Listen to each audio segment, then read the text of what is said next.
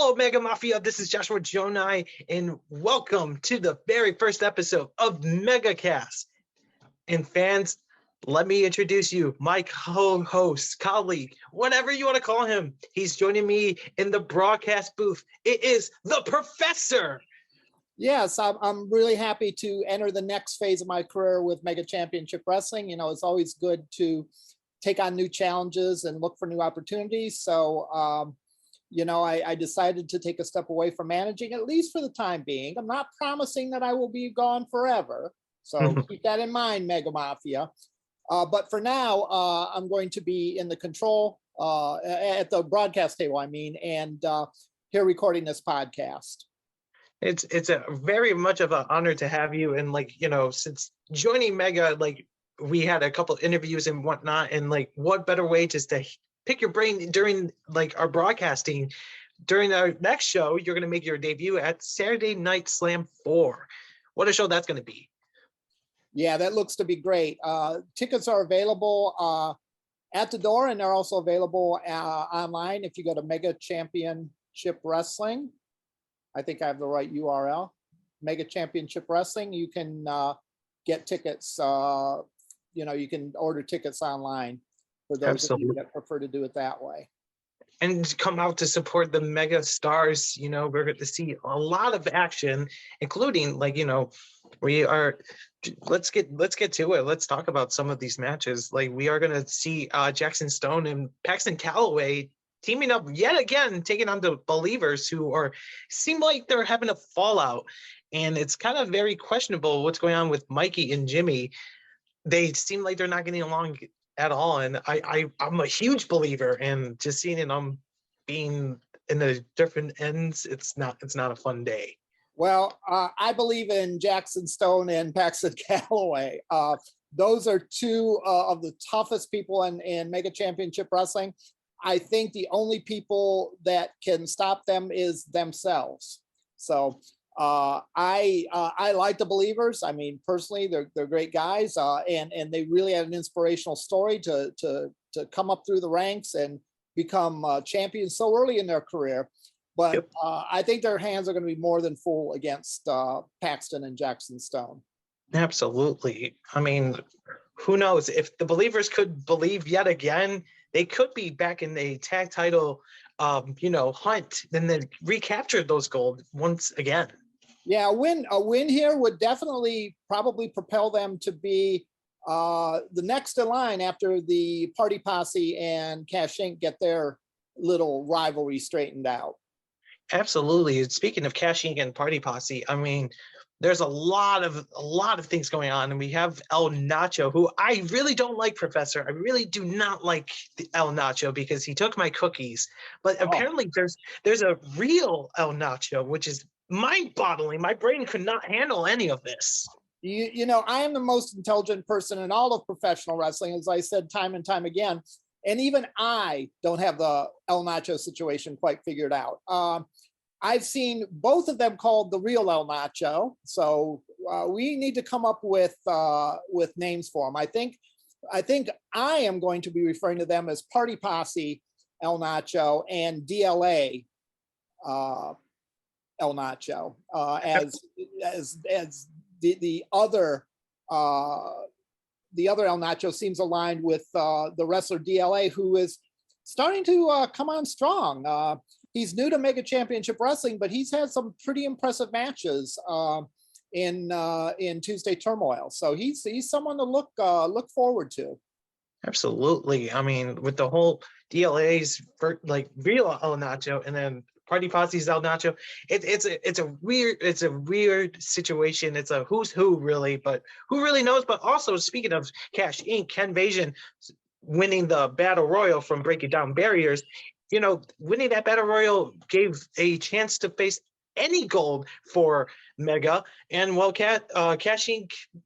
are going after the tag title since their leader Ashton Day is really having that honor to carry Mega Wrestling on the back of his shoulders with that Mega Gold. Well, there's a lot to unpack there. You're absolutely correct about a number of things.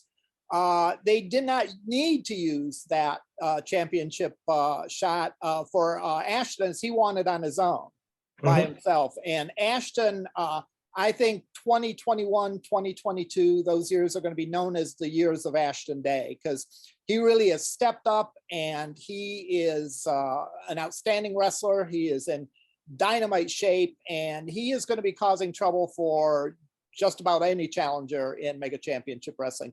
I mean, he beat Trey Miguel, former X Division champion, and he beat him clean. So, you know, now Ken Vasion, I'm well aware of Ken Vasion, believe me. Yes. Ken doesn't do his own fighting unless he is forced to. And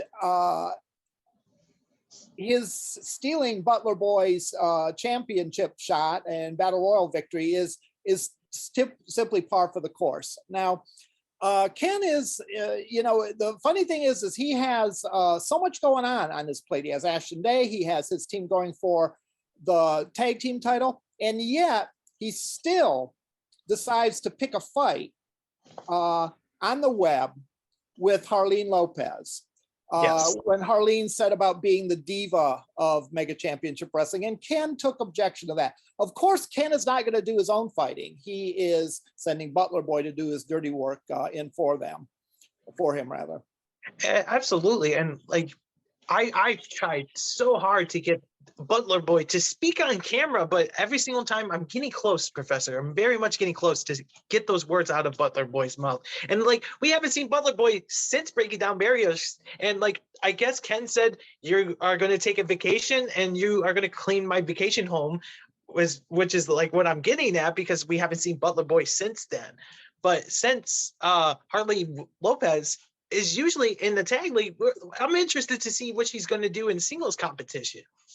Yeah, that will be interesting to see how she can do it. She had her and her partner had a really tough sort of rivalry going on against the Static, and I believe the Static eventually wound up getting the edge on them, 2 out of 3. But it was hard fought all the way through and very even. So it'll be interesting to see how Harleen does as a solo wrestler. Absolutely, and it's going to be very interesting. And speaking of another interesting, we are going to see, well, we're going to see someone you're very familiar with, Big Mo, defending that Infinity Gold against RJ Jonesy. You know, I feel bad for RJ Jonesy. He is a good kid. He is trained and worked hard, and I think he's out of his league. I think he's over his head fighting against Big Mo. However, I will say this: when he was in a tag match with Pastor CeeLo and Paxton and Jackson Stone against the Reject Academy, he actually did a decent job. He actually made a good accounting for himself in that match. And who knows? And the thing to remember always, when you have people like loose cannons like Pastor CeeLo, or either or both of the El Tic Tacos, or El Nachos rather, you never know what you're going to get. So I'm definitely thinking Mo has a pretty big edge in that match. And again, I'm trying to be 100% unbiased, but that would be an amazing upset. It'd be one of the biggest upsets in Mega history if Jonesy were to come up with the championship. But he's a fighter. Absolutely. Yeah. He has more guts and brains, as the expression goes. I agree to that, because like, how great would it be for like Jonesy? Like, you know, he graduated, and this would be somewhat a great graduation gift if he could dethrone Big Mo. Right. Now, Pastor CeeLo also tends to send Jonesy into the fire, much as Ken does with Butler Boy. Yes. And so it'll just be interesting to see how this plays out. Absolutely. And speaking of Pastor CeeLo, I do not want to be Pastor CeeLo at all. Having an issue with Bryson Teller, oh, that is not something you want to be involved in. Right. Bryson is pound for pound one of the toughest competitors in Mega Championship Wrestling. And Pastor CeeLo, you got to admit, I mean, besides all the slick talking and that sort of thing that he brings to the ring, he's wily. He is resourceful, and he won the brass knuckles championship, which I think says a lot for his ability. So don't discount him. Again, this is another case of, would it be an upset for Pastor Seal to beat Bryson? Of course it would, but you never know.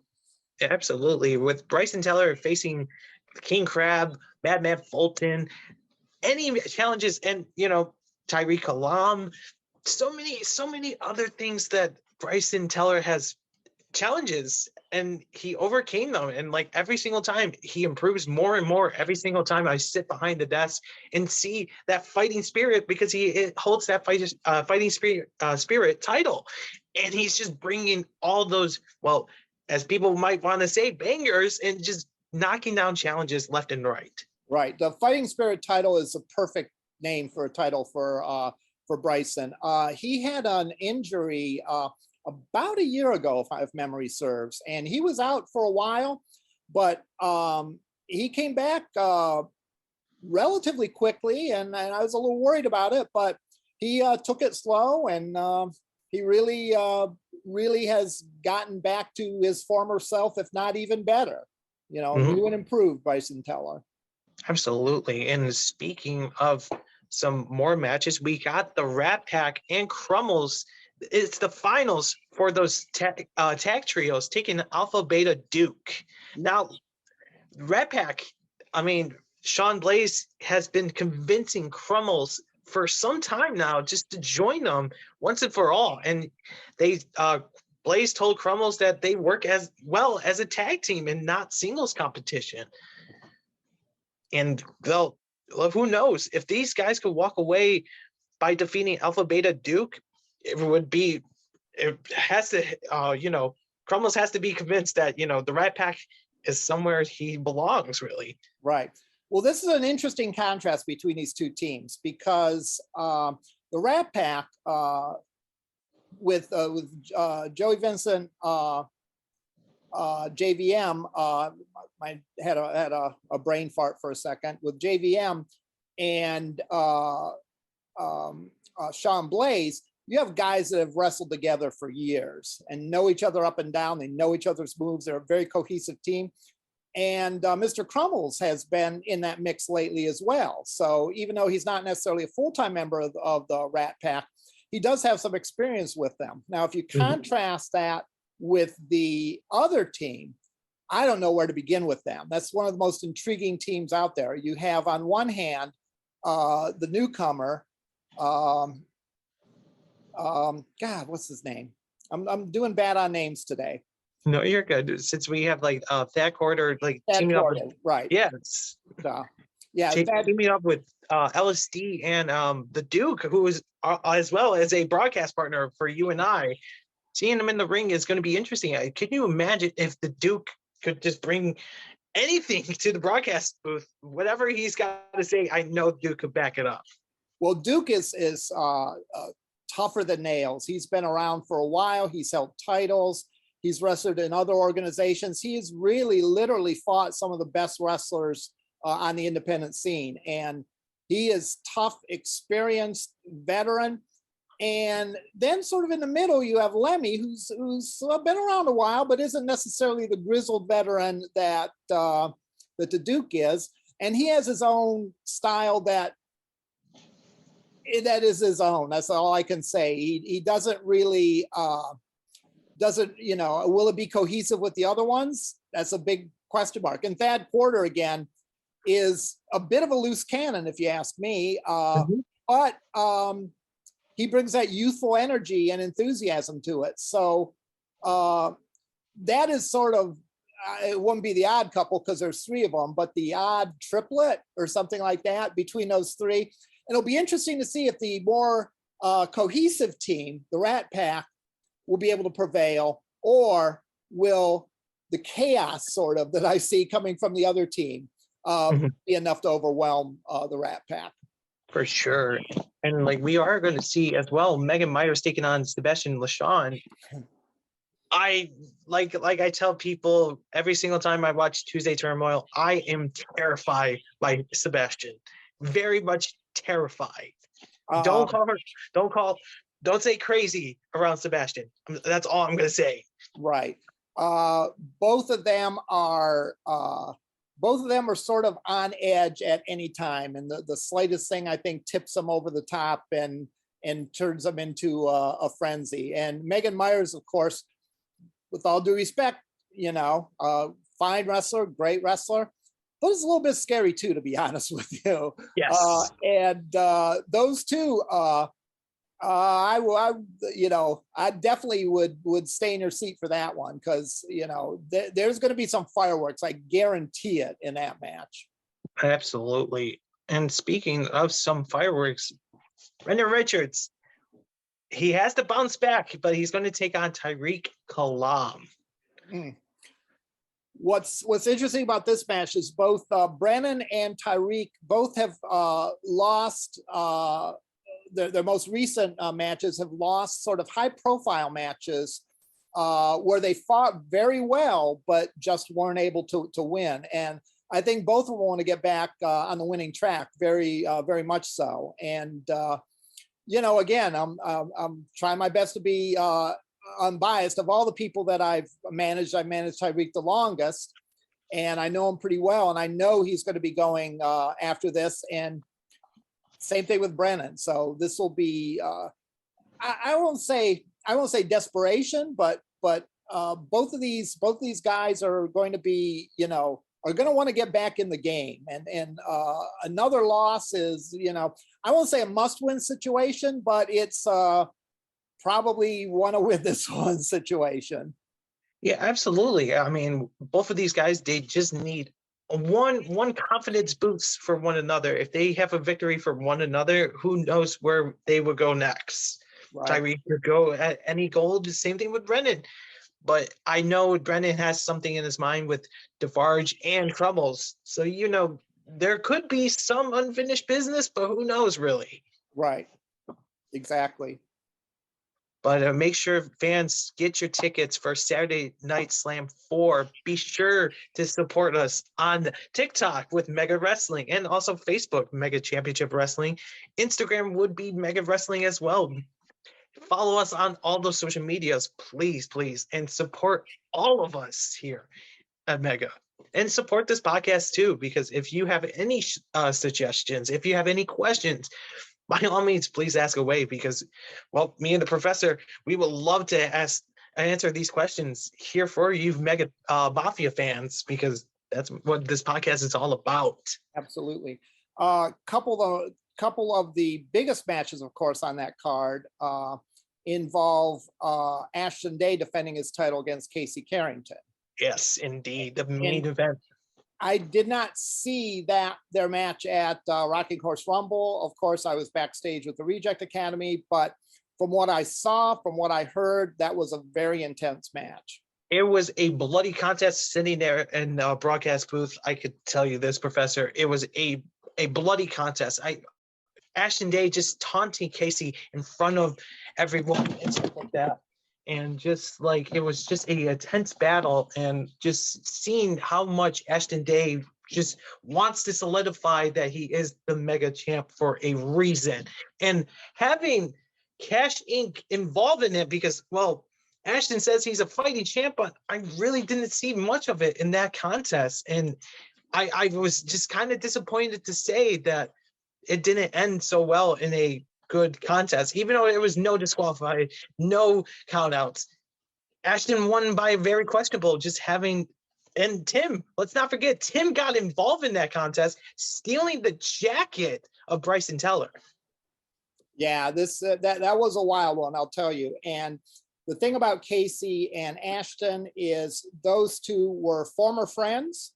Absolutely. And nothing makes for an intense, and it's a strong word, but I'll use it, an intense hatred as being that you have been crossed by a friend of yours, especially a friend that's been along. And on Turmoil, when there was the contract signing, Ashton said some very volatile things to Casey, and I'm sure Casey is still stinging from that. Not to mention, the injuries that he suffered. He did go to the hospital after the match. He's okay, and he'll be fine for the match at the Saturday Night Slam 4. Saturday Night Slam, yeah.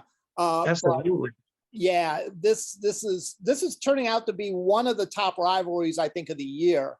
Absolutely. For Mega Championship Wrestling. And the other one is between the Party Posse and Cash Inc. Mm-hmm. And I was gonna say, like, it's a lot of hands full for Ken Masian, really. And since Casey, I mean, he's recovered, and all Casey's not answering anybody right now because he wants to focus on Ashton Day, rightfully so. I tried to talk to Casey a little more just to see how he's feeling. Casey did not really want to talk about it. Casey really, really wants to get his hands full, and maybe, just maybe, he wants to get some blood of Ashton Day in his hands. Yeah, that definitely. I expect that to be hard fought, brutal. They're both great wrestlers on any day of the week when they show up, but especially when the stakes are so high and when the emotional intensity is so high. It's going to be a very very brutal, very toughly contested match. And you mentioned Ken Masian, and it's a case where I got to give the devil his due. He is a manager of the Mega Champion, and he is the manager of Cash Inc., who has really improved leaps and bounds over the past year. Again, it pains me to give them credit, believe it, but they have really improved as a tag team. They've really gelled, and it's possible coming out of Saturday Night Slam that Ken Masian could be managing both the tag champions and the Mega Championship. And I can't imagine what that's going to do to Ken's already gigantic ego. I mean, believe me, I have to hear it every single time when I try to get a word.